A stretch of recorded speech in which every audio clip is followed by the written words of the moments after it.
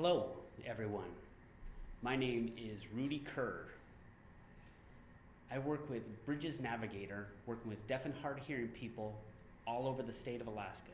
Today we'll be talking about how to understand working with deaf people, hard of hearing, and people with hearing loss in their various cultures.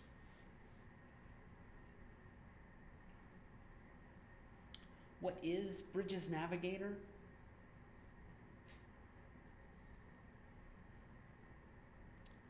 We help navigate people, getting them in touch with different agencies, with statewide, all over Alaska. We work with health and social services.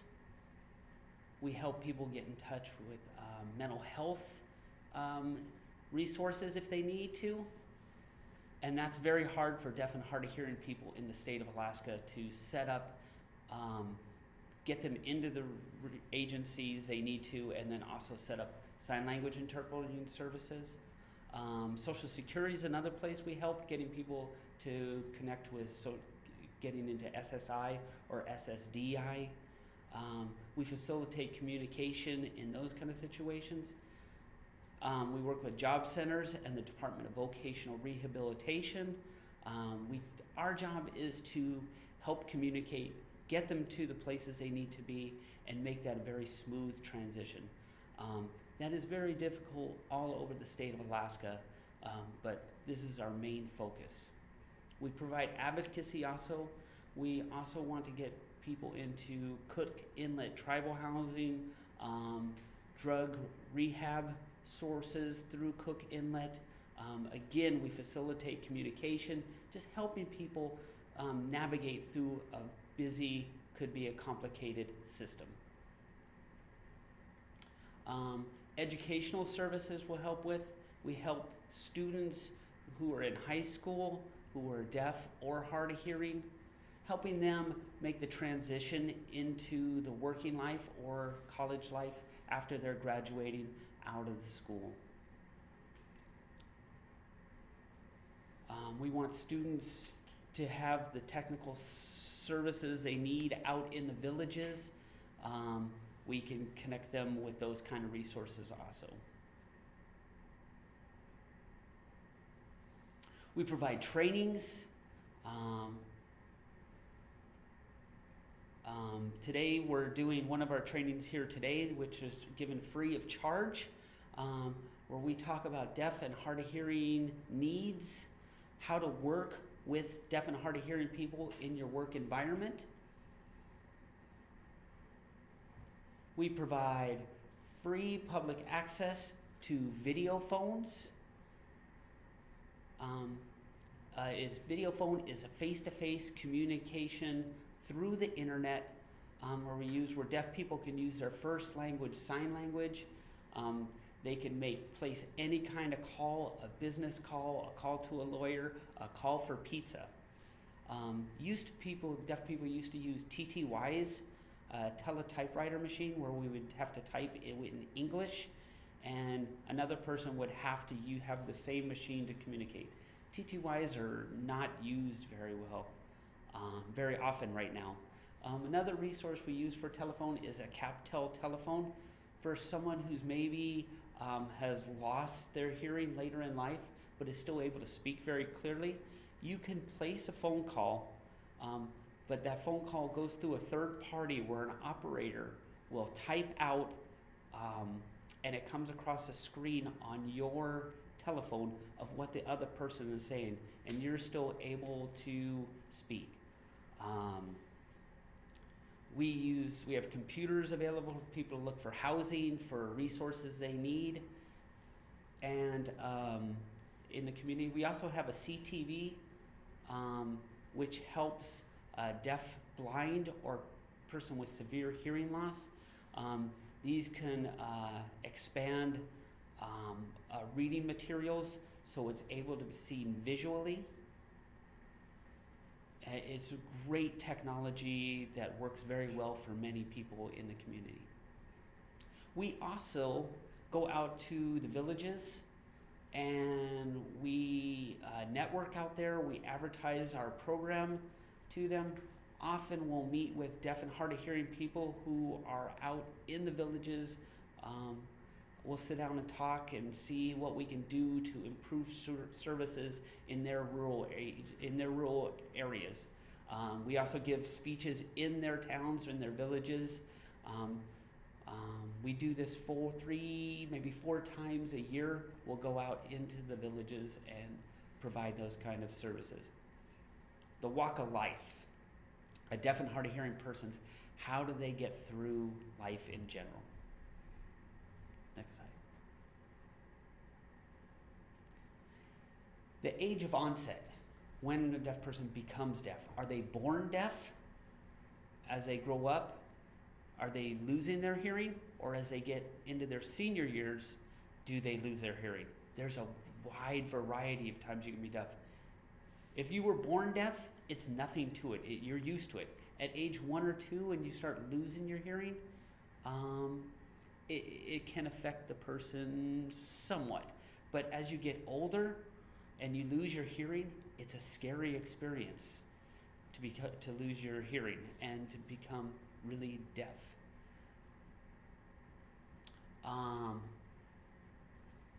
When a child is born, it could be the cochlea inside of the ear is damaged. It could be nerve damage that causes hearing loss. And the connections between the cochlea and the brain, if there's anything broken down or missing in there, it could damage it in the cochlea. If you have hairs that don't work or are broken in there, you have a hearing loss. And for me, my deafness is because of nerve damage. I was born this way. I grew up this way. It runs through my family. It's genetic. It is passed on as a recessive trait. Noise is a big factor that can cause hearing loss. The president of Gallaudet University, the first deaf president ever at Gallaudet, and Gallaudet University is the only university in the world for deaf and hard of hearing people. The president was in his 20s. He was in a motorcycle accident and he lost his hearing. Other people can lose their hearing through sound. High frequency sounds can cause deafness. If someone is born with a slight hearing loss and they already are listening to very loud music, or they have their headphones on high or their TV up too loud, this could make hearing loss that would further their hearing loss later on in life. So it is possible. Next slide. Okay. Diseases can cause hearing loss. Often in the 60s and 70s, there was a time in there where there was an outbreak of the German measles. So the German measles, there was rubella was another word for it. If the mother got the German measles in the first or second term of pregnancy, the child could be born deaf, could be born blind, or be born with a mental loss. This was a huge epidemic, like into the 70s, and rubella was just a large epidemic. That was a big cause of hearing loss for people of that time. And then hereditarily, this happens in my family. My parents are deaf, my sister is deaf, many of my relatives are deaf. Don't know where it started or how it started, but we know it is genetic. There's Wernicke syndrome is another thing, and you will notice a deaf person with white up in front and a white mustache. That is a genetic sign. High percentage of those people will have severe hearing loss or deafness. As you get older, many people, grandfathers, grandmothers, they'll start to lose their hearing, and happens to many relatives out there. You lose your hearing as you get older. And it's a difficult thing to realize you're missing so much. Some people will use hearing aids to help them hear better, and other people's like, oh, I don't need a hearing aid. And you can see that so it can happen, and it does happen to many people in the aging. Levels of hearing. There are different where someone can hear perfectly until someone can hear nothing. Again, there's a wide range of hearing or hearing loss that you can have. Normal hearing, you're able to hear and speak clearly, you have no difficulties at all. Maybe you'll lose a little as you get a little bit over. That's between 15 decibels and stuff. And they've made different levels of hearing loss that the audiologists use, and they use the decibel system. So when they do their audiogram, they look at different frequencies, low to high frequencies. And the test, when they're giving those and you hear the sound, that frequency, you raise your hand and they're marking that frequency level. The average hearing loss, they can they can calculate and figure out. Normal hearing, they would say 15 decibels. You're still, if you have that much of a hearing loss, you're doing okay. You're missing some of the low frequencies, but you're still considered normal hearing with a 15 decibel loss. A mild hearing loss, let me look at my numbers here.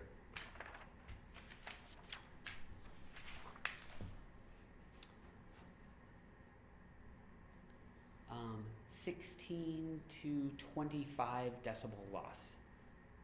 It's just a mild thing. You're still able to speak clearly, hear a little bit muffled. If we go next slide. A moderate hearing loss. And that's where you start struggling a little bit more communicating with people. You're misunderstanding, you're missing things, and that is a 41 to 55 decibel loss. And it's starting to have a little bit harder time communicating. You're having to lip read a little bit more, or possibly starting to think about using a hearing aid. Sometimes it'll help, sometimes it won't.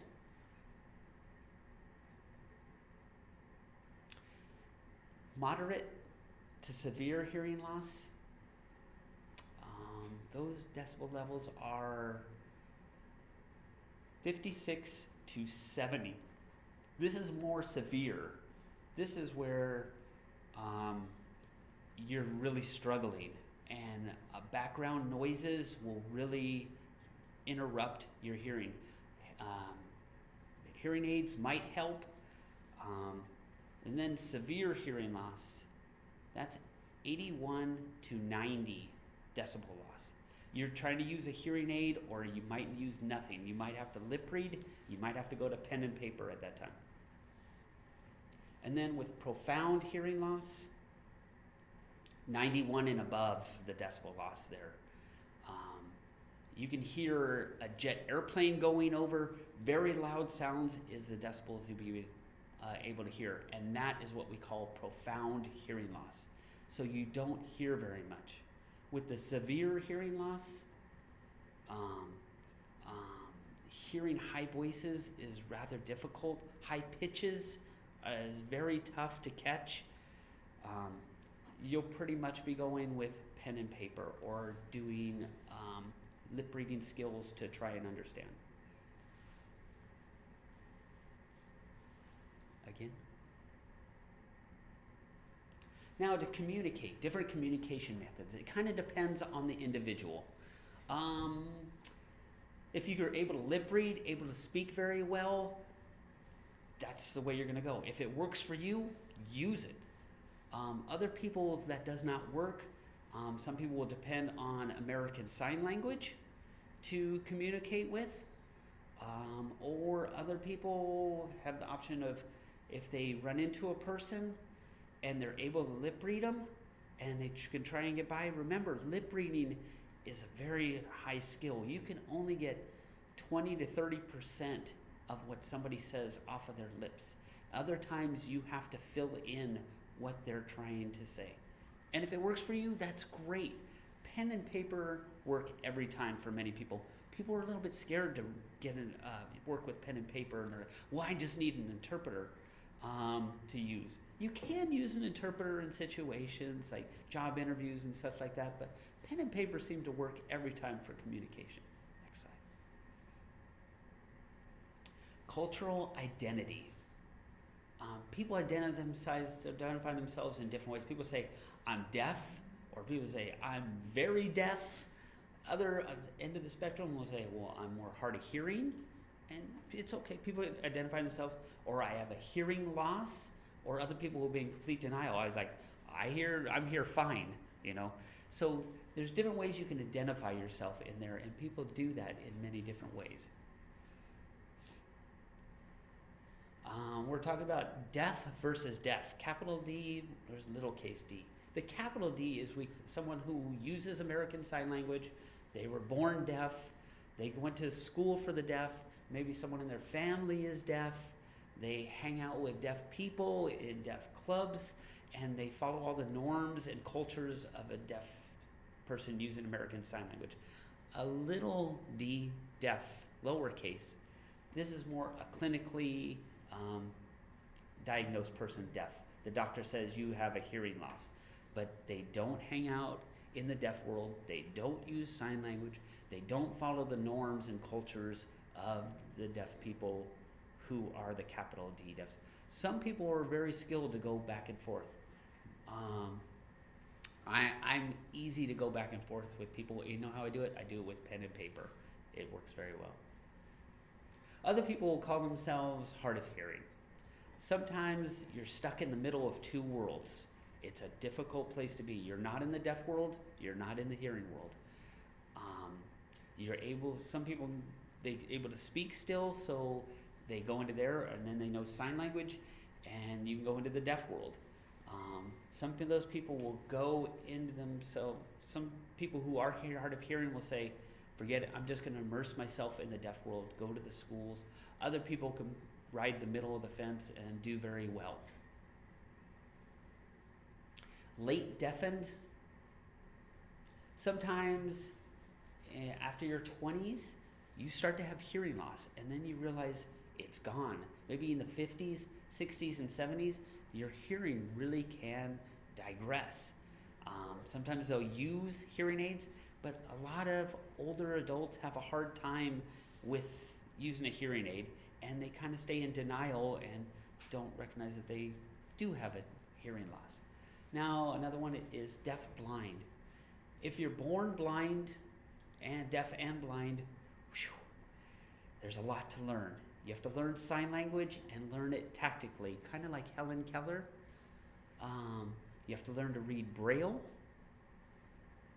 to communicate. It is a challenge. Some people will grow up with their having normal vision, but there's a syndrome called Usher syndrome, and it's genetically passed down, and your eyes will deteriorate as you grow older, and you get this tunnel vision, and your vision keeps closing in. The peripheral vision is gone until it becomes nothing. And in a short time span, you could lose your vision it starts off slowly, and it can go very fast towards the end. Again, you have to learn sign language tactically, learn to read Braille, and function as a deaf and a blind person at the same time. Hearing loss. This is a way to identify yourself. People say, well, I just have a hearing loss. You don't say I'm latent deaf or anything like that, but however you want to identify yourself is fine. Severe to moderate to profound. You can identify yourself in any of those spectrums.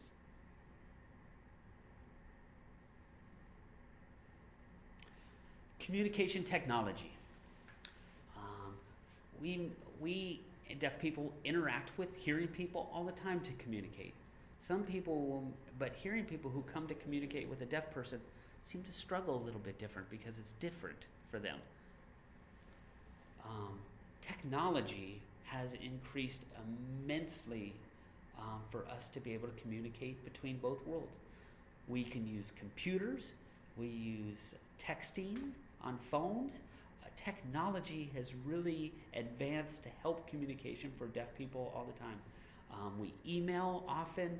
Texting is very popular. So if I meet a hearing person, I can just grab my phone and start texting. If I go to a restaurant and I want to order something, I just type something out on my phone and they can read it and my order happens back. If they need anything, they just kind of can type right back. If we can't find a pen and paper at the time, the phone works fantastically as technology has advanced. We also use something called video phones. I can call anywhere. Same as any hearing person using a telephone. A video phone for me works just as well. Oftentimes you'll notice the word hearing person. We use this often. That means they're able to hear and speak. We call those hearing people. And then for deaf and hard of hearing people, we can call them deaf or hard of hearing. That's the way we term those. Next slide. These are just little tips to help you learn how to communicate with a person who maybe has latent hearing loss or any kind of a hearing loss. It's really important to get that person's attention first before you start communicating. If you walk up to them and they are not looking, and then they turn around to see you, they've missed everything you've said from the beginning. So wait till the person turns and you have that eye contact, then you know you're able to communicate. Again, look directly at the person. Don't look away. Don't turn your back. They can't see your lips. They're really depending on your facial expression and your lip movement. And your body gestures also help in communicating. Talk clearly, speak slowly. There's a myth out there. When I was a little kid, it happened all the time. I'd meet a hearing person and they'd be like, hey, and I'd be like, I'm like, hey, and then they'd start yelling at me. I'm like, why are you yelling? I still don't understand you. You know, the louder you talk is not going to help. It kind of makes things worse. And it's very difficult to understand somebody when they're yelling. So take your time, make it clear, make communication happen. Again, keep your mouth visible. Some guys with big old beards or mustaches over their lips, you can't lip read that. If someone is chewing gum at the same time, it makes things not clear. Or if they're nervous and chewing on a pencil, that's in the mouth. Clear everything away from the mouth so someone would be able to look at your lips and try and understand what you're saying. You can gesture sentences. Facial expression is very important to deaf people. If a boss is talking with a worker, the boss, if they're mad, if they're serious, you can see it on their face. So hearing people depend on tone of voice is how you hear things. If it's a high pitch, it's kind of angry. If it's middle, you can get how people are from the tone of their voice. But facial expression to a deaf person is very important. That's the tone on your voice. If you have no facial expression and you're telling the person they're not doing a good job, the deaf person is going to think they're doing fine. You have to emphasize that with facial expression, where they're like, you have a serious look on your face, like, okay, I need to do better, or hey, it's a good day, you have a smile on your face, things are good. We read facial expression a lot. That is the tone of voice for deaf people.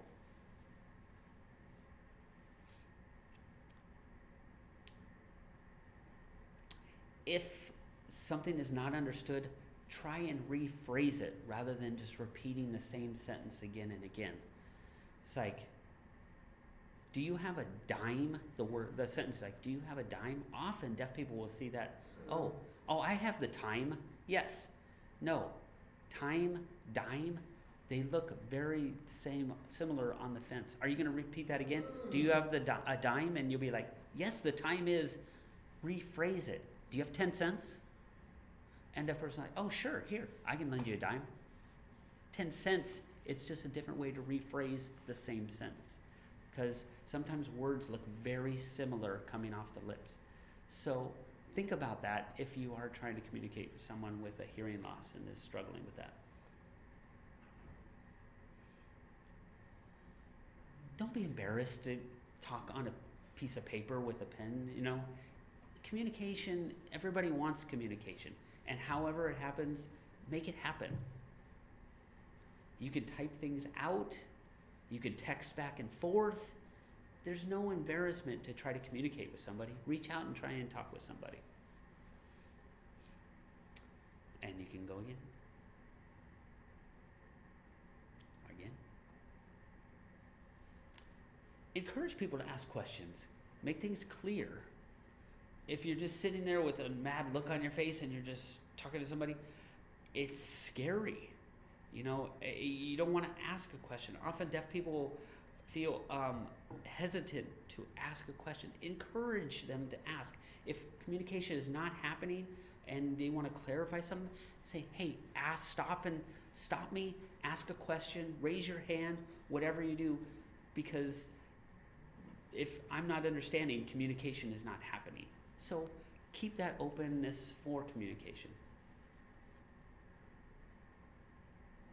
There's something called CART reporting, where it kind of, you see that in the courtroom, someone will type something out and it's, you can broadcast it up on a wall so everybody can see it, and they just listen, and it helps everybody out in the whole room for equal access. You know, treat people how you want to be treated. Don't think a deaf person is lower functioning or anything like that. We're all human.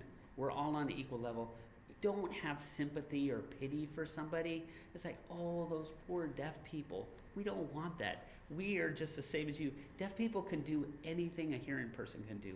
It's just a mutual respect kind of thing. Deaf people really appreciate that a lot. We said again, keep your mouth visible.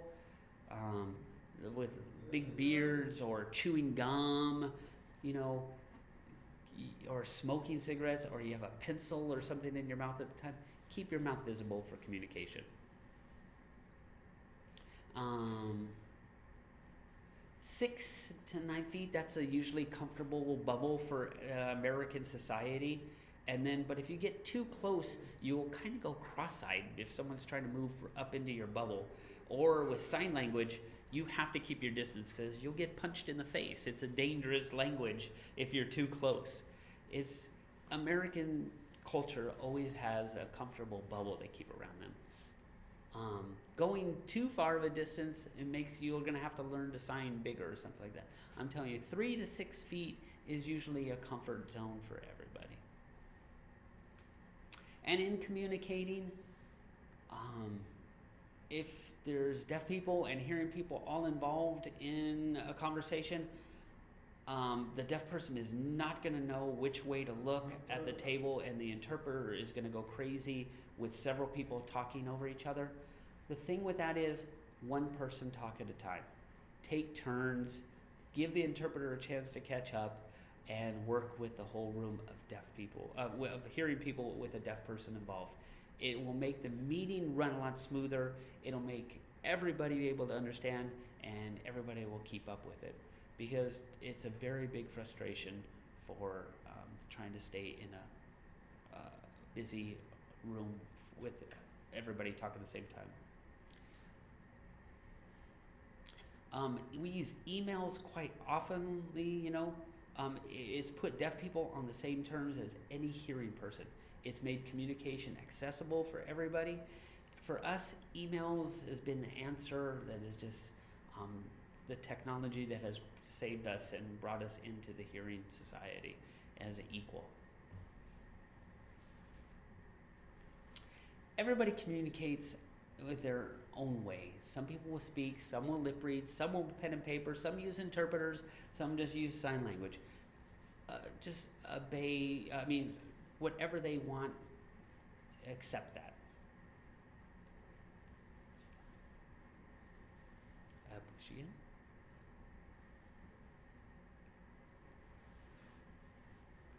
Be pretty flexible on let the person sit with a hearing loss where they prefer to sit. Deaf people will, with a hearing group around them in a meeting, they kind of like to be in the middle where they can look back and forth and be able to watch everybody. In a large auditorium and there's a speaker up front, let the deaf person sit in the front rows. They prefer that. That way they can look at the interpreter and the speaker at the same time. It just makes the communication easy for everybody. If you have a deaf person sit in the back of in a long stream, a row of seats, there's not a visual way to see it. You want to keep you want to keep the sight clear for the deaf person to be able to see the interpreter and the speaker. Oftentimes you'll see a pause or something like that. The interpreter is trying to catch up with my American Sign Language, changing it from one language to another. So there are short pauses in here. I apologize. Don't block the communication. If two people are talking in sign language and you're walking by, keep walking by. Don't stand in between. Just walk through. You don't have to duck underneath. Just walk through normally. You just don't want to block the communication. That's all.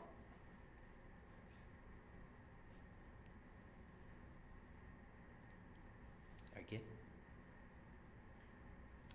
Lights are very important to deaf people or someone with hearing loss. In a dim lit room, it would not work. We really depend, deaf people who use sign language, it just doesn't work in a dim lit room. Keep the room well lit. Like, for example, this room is finely accommodated. I think the interpreter can see everything I'm saying. He seems to be staying up on that. The importance is to have a good lit room.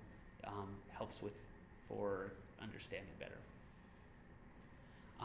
Do not stand right in front of a window and present, because you're going to look like a silhouette is what you're going to look like, is all it's going to look. You're not going to be able to understand because you're being backlit. So step away from a bright lit window, and then so much easier to see in a well lit room also.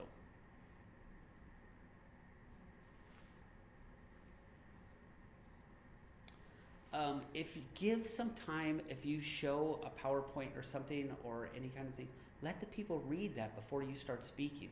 That happened to me in junior high school. Is the teacher would put up a list of things, and the interpreter, I'm trying to watch the interpreter and look at what they're talking about on their list also.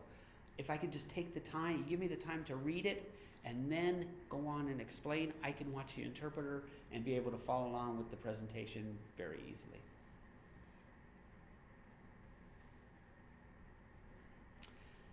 The thing is, forget it. It was no big deal. I'll tell you later.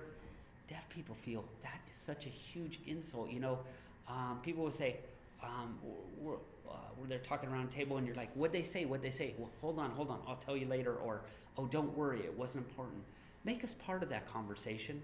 Like in a family, my wife, we go over to her family and they're hearing, and they're talking around the table and they're laughing and stuff, and they're like, well, what'd they say? They're like, hold on. And the conversation goes on, and then they finally they give us, okay, what'd they say? And they give us like 2 sentences. I'm like, that conversation went on for 5 minutes. We missed that whole storytelling. Like if someone's telling, I caught this huge fish. It was the biggest catch I ever caught. It was amazing. And the whole trip was amazing with the friends. And you're like, well, what'd they say? And they come back with, oh, he caught a fish. That just leaves people out. It's kind of rude to the people. Include them and give them the full part of the conversation.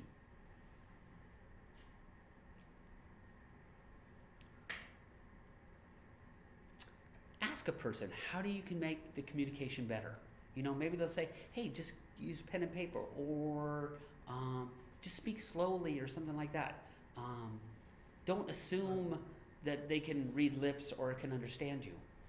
Every individual is different. No one's the same. Some people can read lips very well. Other people's, it's a very hard skill to learn. And so myself, I read lips very little bit. I could say I can catch probably about 5%. I can get the numbers 1, 2, 3, 4, 5, or good and thank you, those kinds of things. If someone says a complete sentence to me, I can't understand it. I don't have that ability to lip read like that. So ask the person themselves how it's best to communicate with them. How we get attention. How would you get someone's attention who has a hearing loss? You could talk to them, but talking to a deaf person behind a deaf person is not going to help. So you can come up and tap them on the shoulder lightly. It's just a nice tap on the shoulder. You don't dig your hands into them trying to get them, because if you do that, they're thinking an emergency is happening if someone is trying to get their attention that fast. It's a nice light tap, just a quick light tap. Not too light where it gets creepy or anything like that, you know. It's like, are you flirting or what is this? A nice tap would work very well to get somebody's attention. You can come up and shake their shoulder. If it is an emergency, tap harder, and it gets somebody's attention very, very fast. If there's a fire or fire alarm or fire drills happening like that, going up and tap a little bit harder. Again, don't be trying to knock this person down with a tap on the shoulder. It's just a forceful tap. Don't hit them in the head. Don't try and tap them on their knees or go down to their feet or like. Again, boundaries. The tap on the shoulder in deaf culture is very, very acceptable. You can tap the arm sometimes if you're like right next to them. It's not crossing the line.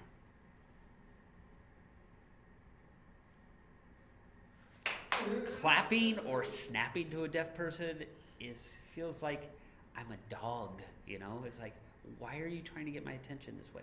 You can wave your hand easily. We'll explain that in a minute here, next slide. A wave is a visual way of getting someone's attention. Kind of like if you're in front of them, not like right in their face or anything like that, stand them in their face. Standing back a little ways, or if you're on the side of somebody, deaf people have very acute peripheral vision. If something moves on the periphery, they'll look. Hearing people, with you using peripheral vision, doesn't work so well. They don't use it as much as deaf people do. Deaf people are very keen with their peripheral vision.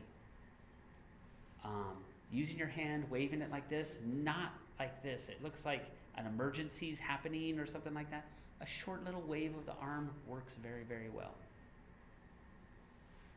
Again, a few feet away, not right in a person's face. Next slide. And next slide, we'd explain that one. Don't wave behind somebody's back. A deaf person is not going to see. They don't have eyes in the back of their head, no matter what their moms say. They don't have eyes in the back of their head. You want to wave it in their front in peripheral vision. Wait for a couple seconds to get that person's attention. If they're looking down, they might see it and say, hold on just a second, and look up. So give a little bit of time with that. Next slide.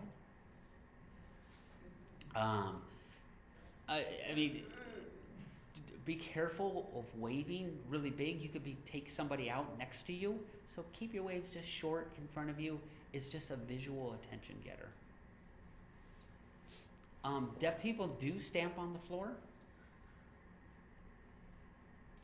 It works many times. It kind of depends on the floor itself and where you are. Next slide.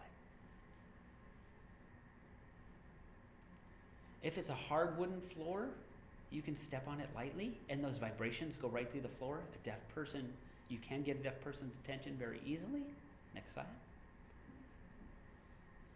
If it's a thick carpet and you're trying to stamp on that, it's not going to work. It dulls the vibration. It will not work. Probably not. You probably have to go up and tap the person on the shoulder. Stamping loudly, if you're in a classroom or a library or a hospital, is a no-no. These are quiet places. You don't want that unnecessary sound. So go up to the person, tap them on the shoulder, the proper way to get attention there.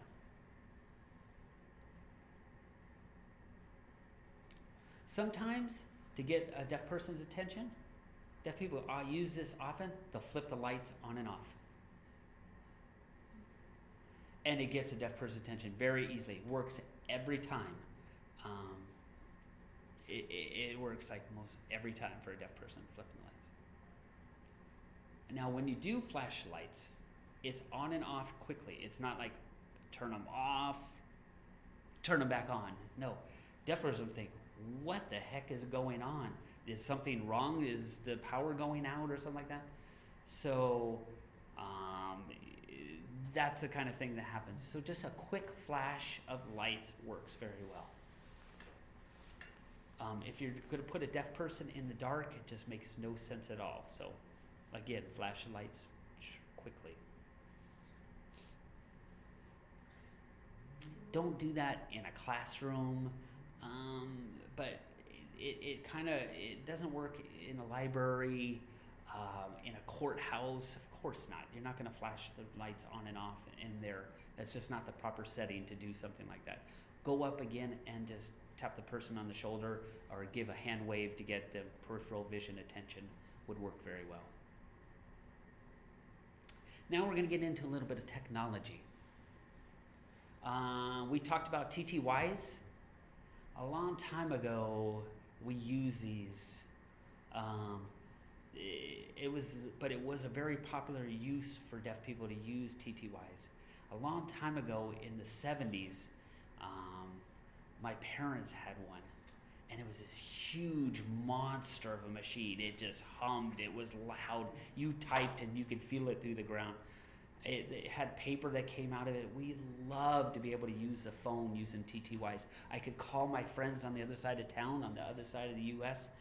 We'd go 30, 45 minutes, hours times talking with each other on this teletypewriter. And deaf people were very isolated. We couldn't use a phone before this time. You'd have to meet a person face to face. So opening the phones was incredible. Before that, my parents would have to go over to somebody's house to see if they're there. They'd knock on the door, no one's home, and then you had to drive all the way back home.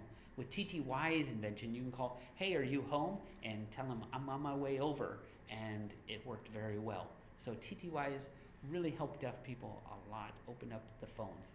Now, technology today is we use video phones. The TTYs have pretty much gone the way of a dinosaur because it was typing in English where we had to do TTYs. It was just typing on a typewriter. Now we have video phones where we could use our first language, American Sign Language. It works very, very well. I used to work at a school for the deaf, and we had TTYs a long time ago. And people would say, if you wanted to order a pizza, they'd be like, how do you spell the word pepperoni? Kids had a hard time with that. So you have to stand there and say, P-E-P-E-R, all that, and stuff like that. And now we can use our first language with sign language. We use a sign and we give it to the interpreter, who then interprets it into English for the person on the end who's taking the order for the pizza. You could do doctor visits, lawyer calls, anything. It's so much easier today to use a telephone. We're using video phones for deaf people. Now, alarm clocks. Can deaf people wake up in the morning? How do they wake up? Of course we can. You know how we do it? We connect it to a vibrator, or you can plug it into a light. Some people like to get shaken awake. Me, I have a light that goes on. I'm very, very sensitive. I don't like waking up to an earthquake every morning. I much prefer to wake up to a nice sunrise in the morning with a light coming on. The doorbells at the house is another thing we use. It used to be difficult. Today, things are so much better. We have lights that flash. At my parents, they connected lights all over the house. We had a light for the phone. We had a light for the doorbell. And you could tell which one was which. One would go slow, one would go faster. If it was a fast light, it was a doorbell. If it was a slow ring, we knew it was a phone. But now, with text messaging, people, we know they're coming over, someone's at the door, they can say, hey, I text you, I'm here, and you just run up to the door and say, come on in, and stuff like that. It used to be before texting, we didn't have that. We'd hit doorbells and lights would be flashing all over the house. And we also have smoke alarms. Those are light visual devices too. Captions and captels. Um, we use closed captions for TV, on the TV. If you're in the court, someone is doing court reporting, and you could see what is being said. So a deaf person who's going through a legal case can depend on the cart to understand what is going on during the trial.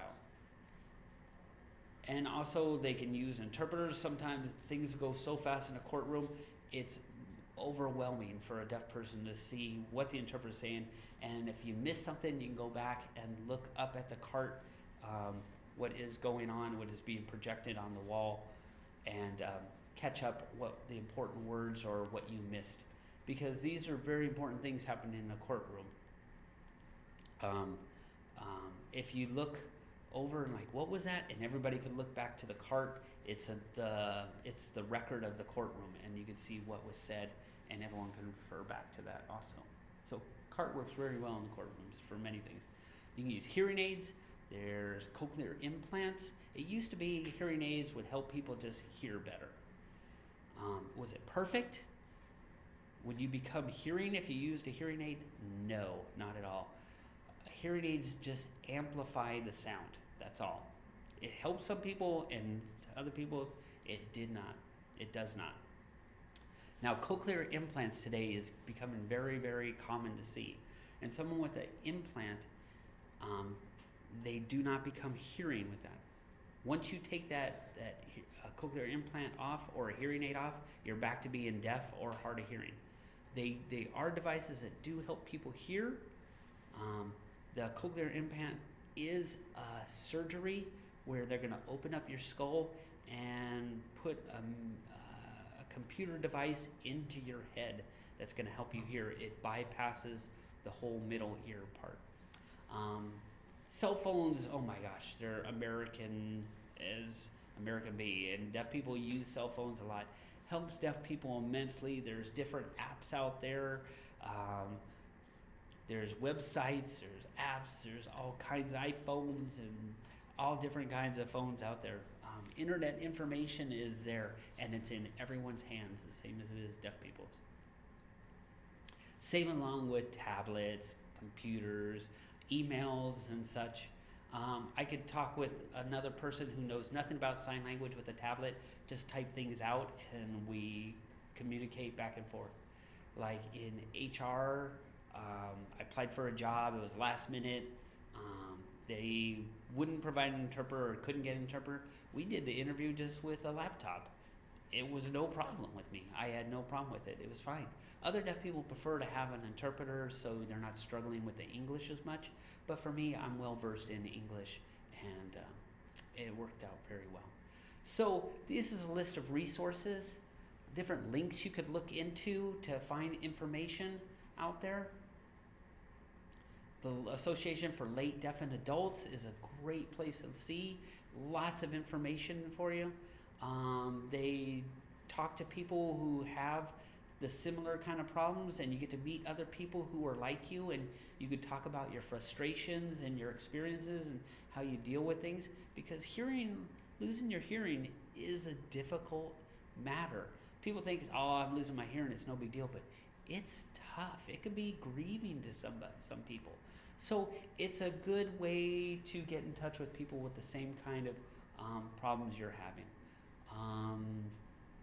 Hearing Loss Association of America is another thing. They work with deaf and hard of hearing people. Deafened people, communication tips are out there. It tells you how to use pen and paper or ASL. And then Snap Guide, it's a place I haven't used much.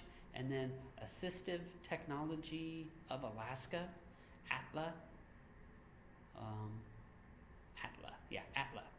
Assistive Technology of Alaska. It's a great place to go here for people with any kind of a hearing loss. They have all kinds of assistive technologies there. Anything, it's run through the state. If you're low income, they lend things to people free of charge. Statewide, they have many, many, many things for people. I can't say good things about ATLA. For someone with a hearing loss, they have tools to expand a newspaper or printing to make fonts bigger. There's lots of stuff out there for people in the state of Alaska. And latent deaf adults information, again, that's for people who have lost their hearing later on in life and trying to deal with things. And so, if you guys have any questions, you can contact me through email. That would be fine. I'm Rudy Kerr. My email address is rkeer@wvs.org.